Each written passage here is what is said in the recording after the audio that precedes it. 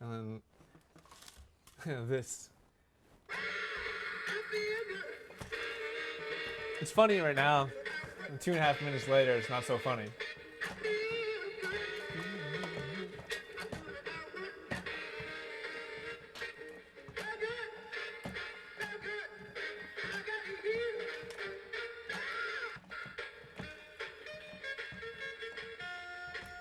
So, yeah.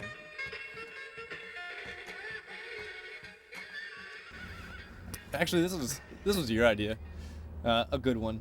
But we did have time to do the mummy walk. I mean, it was only one day in the morning. I don't know when we found out about, or I guess we'd known about the zombie walk because previous documentary made about it. But I guess so we decided we'd get an informant, or I guess, and like get someone signed up to do the zombie walk, and then give us all the information on where they were going to be. And then dress up as mummies and like head them off in the middle of their walk and just sort of attack them. I don't really know what exactly. We never really had the final concept was kind of lost. The concept was there. The fleshing out was not quite, but whatever. It was fun, and it was just. I mean, the goal was to have like 50 mummies. Yeah. I mean, we wanted to have like an equal number. But we came nothing close. Everybody was out of town. Yeah, that was the problem. Well, I mean, yeah. And no one was that interested. Yeah. I'm Stephen Harris, and this is Cinemaphiles.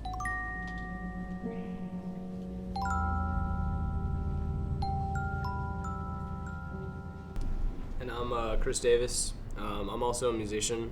I just kind of figured digital video would be fun.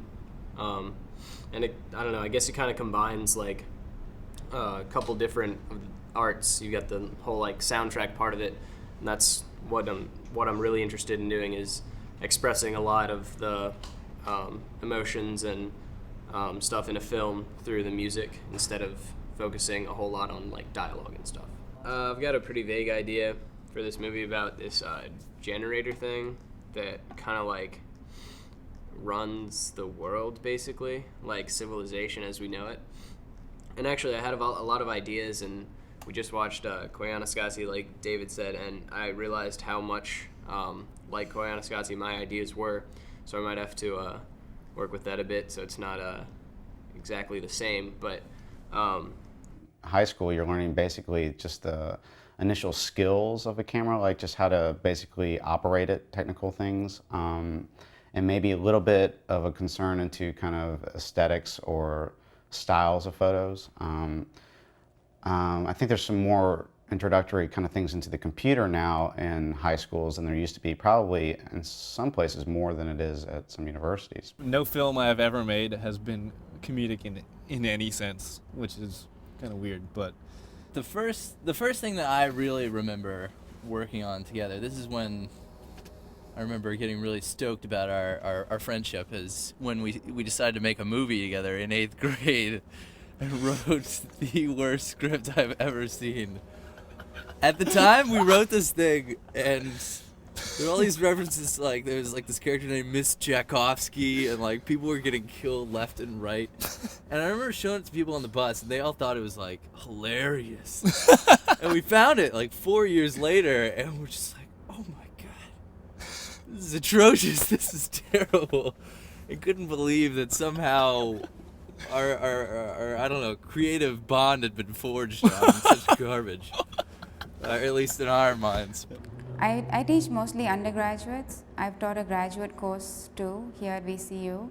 So I work both with grad students and undergrads. I do independent projects with graduate students. I serve on their thesis committees. So I teach both, I guess. For me, the reason why I teach is because, one, I really enjoy teaching. I feel like I'm learning in the process of teaching.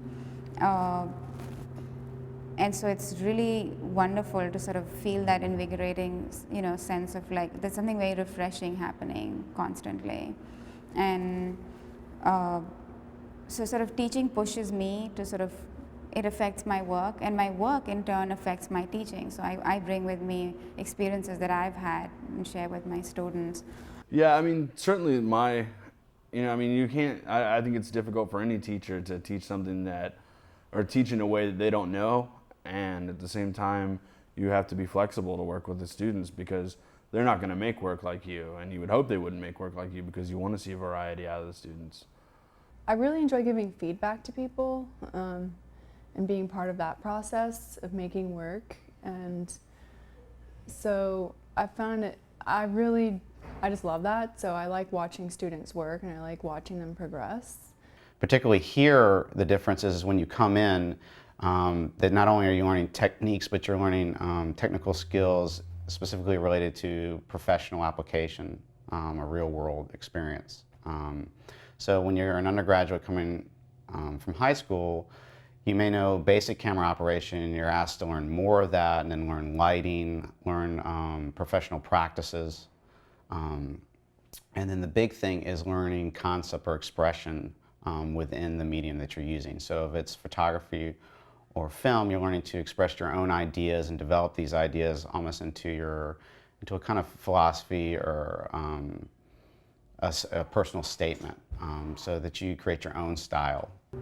I think that my interest in filmmaking really started as an undergraduate, and it started from anthropology. I would watch all these visual anthropology films, ethnographic films, and I would see that films were usually made by people living in the West, going to the East and representing the other. And I thought that was really fascinating, you know, what would happen if these people actually went out there and gave the camera to these people and said, represent yourself. And I thought, for me, I personally felt like there were all these stories that were not told. At least we weren't hearing them from different perspectives, we were hearing them from a perspective. And so my interest in filmmaking really started there. In terms of choice of subjects, I think I've pretty much stayed constant about what I'd like to make a film about. Just like I ask my students, you know, those questions about why this film, or why are you the right person to be making this film? Those are questions I ask of myself. I'll be honest, this is like the part that I'm like most like nervous about. Yeah, because, well, I hate being like, yeah, I'm a filmmaker. You know what I mean? Like, I guess I am. I mean, I guess it's just. You don't consider yourself? Right. I mean, I'm still a kid, I guess. I don't consider myself a professional. That's for sure. I don't work for anybody. I consider myself a landscaper before a filmmaker, which I guess kind of sucks. But, and I always feel a little like pretentious talking about it, which is kind of maybe not good. But like, I don't know. So yeah, this is gonna be the weird part.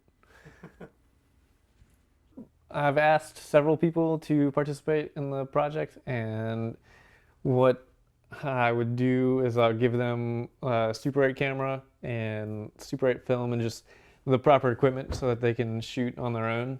And what I want them to do is film themselves for the entirety of 2.5 minutes, or the length of the Super 8 roll of film. And it's in color, which is new for me, which I'm pumped about. And so after they film themselves for this length of time, then I'm gonna loop their films for them so that they like replay over and over and over, so they watch them. I really want them to watch it for like an hour, but I've been saying half an hour so that they don't get like freaked out, like they don't want to, like they wouldn't know what to do. So I'll probably play it over and over and over for a long time and have them do this commentary over it. So after I do that, then I'll take the audio and just pinch it down so it fits onto their original movie. So it'll be like a self-examination that they make themselves. I just sort of egg them along, which has required much egging lately, but I'm pumped about what's going to turn out. And I don't know what it's going to look like, which is also exciting, but we'll see. So far for my project, I've shot 4 of the potential. Well, there's a list of 30. I kind of whittled it down to 18, and so far we've had a couple flake outs.